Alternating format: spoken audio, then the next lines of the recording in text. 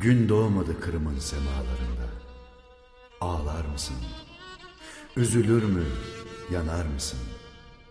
Kırım, Kırım böyle soğuk gecelerde sen de beni iyi sözle anar mısın? Ben hasret oldum, hasret kaldım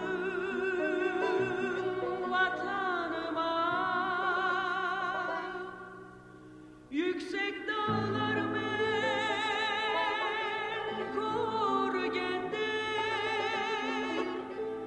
güzel bağlar men Kurgen'de,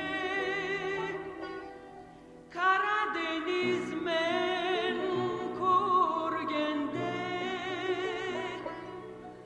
ağlap kaldım. Kırım'ı, Kurzufu, Aydağı, Memiş'in bayını, adaları, Gelinkaya'yı hatırlamadığım hiçbir günün bir sabahım akşamım olmuyor.